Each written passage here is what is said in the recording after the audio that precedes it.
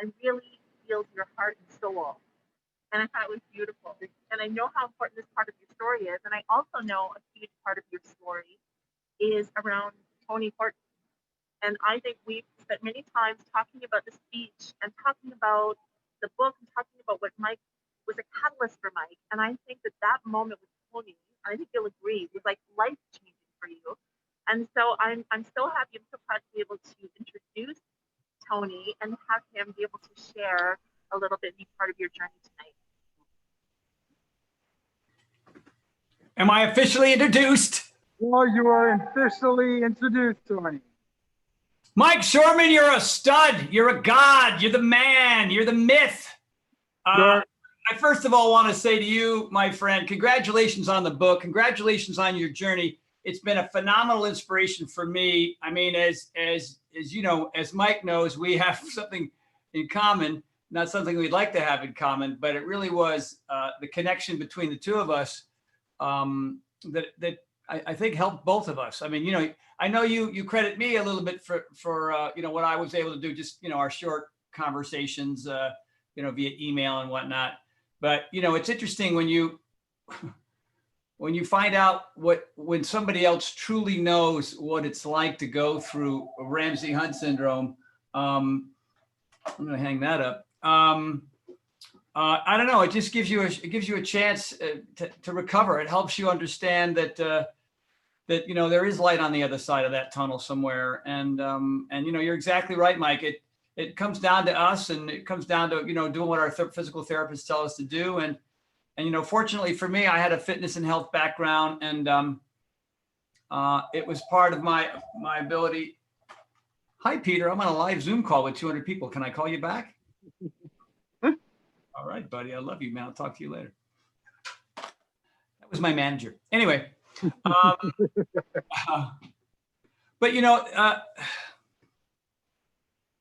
the thing about you, Mike, is that, you know, you've just all the people here and so many others have been able to watch your story and watch your growth and see you go through this thing. And I don't know how many people here have had Ramsay Hunt or had shingles of any kind, but yeah. So raise your hand if you know what I'm talking about. Anybody here?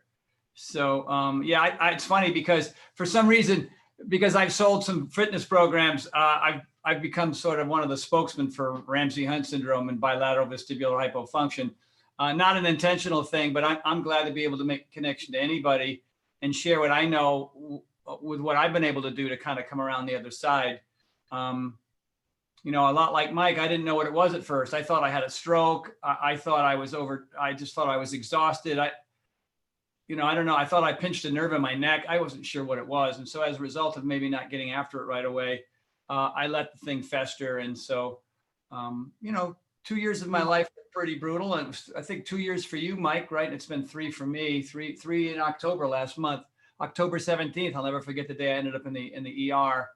And the doctor in the room has no idea what's going on with me. So I'm sitting there, I'm watching him on his laptop, Google my symptoms. And he's like, oh, you have Ramsay Hunt syndrome. What is that? He goes, well, let me look that up. And so it's so darn rare. And, you know, I mean, all of us that have had chicken pox know that it's in there waiting, you know, for just the right moment to come around or the wrong moment to come around and really mess with us. So it's an ongoing thing. And I know, Mike, you're aware of that. I had a horrible day on last Saturday. You know, 3 naps, no food, complete exhaustion. I felt like I had drop foot. I mean, it was just one of those really terrible days. And then 2 days later, it was fine, you know.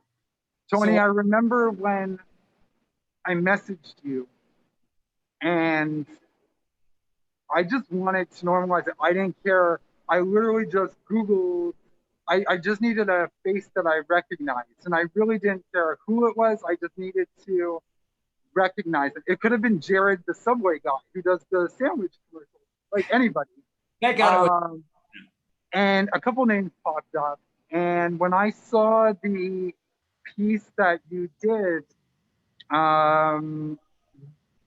where you talked, like I screamed out loud. I was so excited. Like it meant the world to me to see somebody that I recognize who had gone through or who was going through what I was experiencing, and it made such a difference to me. And when I wrote that message to you, and when you know, it just goes to show that we're all connected and we're all human beings going through the same things. And it really meant a lot to me. It really meant a lot to me that you did what you did. And you said you used to be a great paddleboarding coach. Now you're an inspiration and a catalyst for change in other people's lives. And you motivated me. And thank you. Thank you. You're welcome. You're very welcome, Mike. You are a tremendous, I mean, you're very fortunate in some sense, because this happened to a guy who's, you're a great speaker and a great writer, and your speeches are, bring me to tears. I've watched them more than once. I've seen 2 versions. I don't know if there's more, but they're amazing and they're incredible, and they inspire other people who are not necessarily going through Ramsay Hunt or bilateral vestibular issues. Other people who are going through other things, I mean, cancer recovery and all kinds of illnesses, you know what I mean? And the thing is that, what I learned from this thing, and I was kind of skating along. I mean, I had a pretty amazing career and a pretty amazing life, and I was very fortunate. I was a C- student with a speech impediment growing up who moved 6 times in 4th, 5th grade. So, and I used to be the kid that got beat up at the bus stop and his lunch money stolen. I was a weak little kid, because when you have a stutter or a stammer like I had, you're an automatic target. And so I worked really hard with personal development and whatnot to kind of come out of that. And for me, it was all about health, wellness, exercise, and eating right. I mean, that was the foundation of who I was. And that was working really, really well for a very long time. And then I was dealing, feels like my life is always filled with some level of stress. And I was getting used to that level of stress. And at that time, there were a lot of things going on. There was a Vegas shooting. I knew people who were there. I trained Tom Petty for 32 years and he died the next day. Plus a lot of my contractual stuff with Beachbody, who I worked with for 20 years, was going south. It just felt like everything was crumbling down. And, when this thing struck me, it just, obviously it made it my situation 100 times worse than it was. But when you come out of something like this, right, and you've got somebody like Mike who kind of can explain his journey, and the way he came through it, that has an immense impact on other people who have never even had the disorder or the disease. And that's what makes you so special, dude. It makes you just such a phenomenon, and what the beautiful thing is for me, and maybe I'm assuming this is for you, Mike, and others as well, is, it's a constant reminder that it can change within the hour, within the day. I mean, I can walk into a room and all of a sudden things get weird, or I don't get enough sleep, or I'm dehydrated. I mean, I have to do not everything perfectly, but boy, it really helps me focus on being present, being in the moment, not thinking about the past, not worried about the future, just understanding that all I have is right now. And the only way to turn this thing around right now for me is to just do a meditation. I mean, if I meditated a dozen times before I got this, and I would just fake it before, thinking, okay, I don't need meditation. But I don't know how much you meditate, Mike, but it's for me, sometimes it's all I have, just to sit quietly and do various forms of medication, whether it's a guided meditation or it's a quiet meditation or it's a series of ohms that I learned from yoga. And I think, I know a better man for it. I certainly know that you certainly are, especially because of the impact you've had on so many people. Yeah, our struggles aren't meant to break us. We go through adversities and obstacles and challenges, and we come out the other side stronger. And no, I've learned a lot about myself, and I know a lot of people learn a lot about themselves when they go through hard times. Sometimes it takes them a long time to get there, but no, we can come out stronger on the other side. And thank you so much for coming. Ah. Well, when I heard about it, I went, come on. I mean, you and I have not really ever had a formal conversation. So I thought it was about time. I didn't know I was going to have a formal conversation in front of 4 pages of people, but I'm all right with it. You know what I mean? So, the point that I really wanted to make, one more thing I wanted to say is the one thing about Ramsay Hunt, and for those of you that have it, is everything's going along just fine. And then it's basically a baseball bat at the side of the head. And then if you're doing everything right, if you're doing physical therapy and you're eating right, and you're exercising and you're working on your balance, all these things, there will be some improvement over, because I remember talking to my doctor. I said, how long is this going to last? And he looked at me and he said, to some degree, the rest of your life. So you have to decide how hard you want to work to sort of mitigate some of the worst aspects of it. And he says it will fluctuate from day to day and week to week. And so, and that can be some pretty brutal news. But it wasn't like I lost a limb. You know what I mean? It wasn't like I went completely deaf. I mean, I've been to Walter Reed Army Hospital. I chatted with a guy who was a P90X guy, and he had just done plyo 2 days before. But when I was talking to him, both his legs were gone. And he was making a joke out of the fact, he goes, well, why don't I get fake legs, thinking I'm going to be able to go crazy and I'm not going to be sore anymore. Like that kind of outlook after losing 2 of his legs above his knees, and I keep thinking about that. I think about people who have had it much worse than I have. It just forces me to work a whole lot harder, to be in the moment a whole lot more. And patience is a virtue, obviously. And I didn't have as much as that back in the day. And I have a lot more of that now. I'm much more forgiving than I used to be. I'm a better listener than I used to be. I'm more altruistic than I ever have been.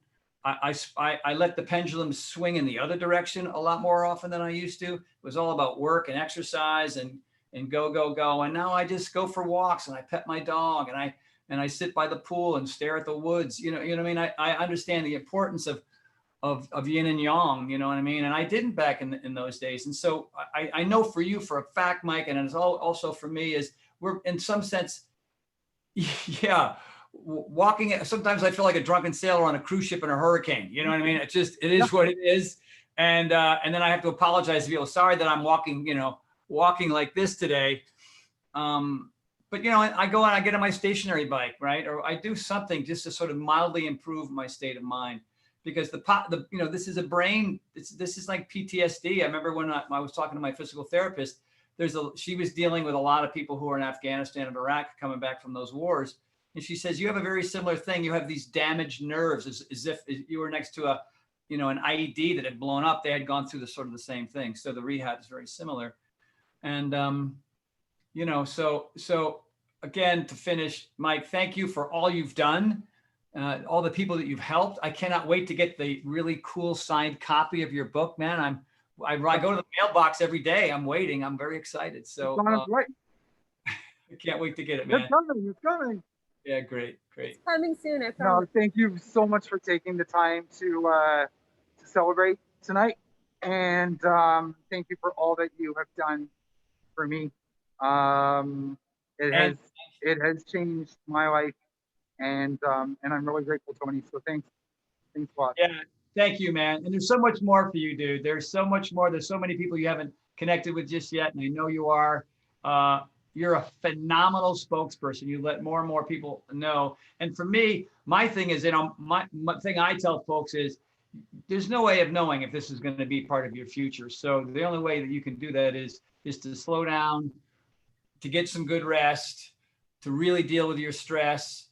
You know what I mean? Because it can be around the corner for anybody. And so, meditation is a huge part of my life. Any kind of mindfulness practice. I mean, these are important messages. And the more that you and I share that with more people, then we can really help a lot of people not have to go through this thing in the end, and that would be great. Well, thank you, Tony. Bye, everybody. Thank you so very much, Mike. Thanks for having me. Congratulations on the book. You're a freaking rock star. I love you, dude. Keep on keeping on. And everybody else, enjoy the rest of the hour. Peace out. Thank you. Right now, that was amazing. That was amazing. Holy cow. Tony. An incredible man. 2 incredible men right now. What was that like talking to you? You said that was the first time. No, join me. You got to get closer because we have to hear both. You said this was the first time. We're going to get some questions. I want to ask some questions. I got tons of questions I want to ask, but also from people. If you've got some questions, we'll take some questions from you as well. But how are you feeling right now? And how does it feel to talk to who you described as your Yoda? as your Yoda? So yeah, very emotional. That was I'm gonna stay out of the shot because I Okay. just want to see your pretty face. okay. No, so when I first messaged Tony, I was in a really dark place. And I never thought that he would respond to me. But I thought, I'm just gonna try. What do I have to lose? And then he responded. And he sent me a friend request. And he started, every so often doing check-ins and sending me really nice messages and just wanting to know like how I'm doing. And it was always, just through text. And this was the first time that we've had FaceTime. So it's a really special moment. I got a little bit emotional while we were talking. No, but I think it goes to show that, I can be from Toronto. He's from California. I was some guy who was recovering. He's some guy who's, got this fitness empire and trained celebrities, but we're all connected. We're all human, and we're all going through the same thing.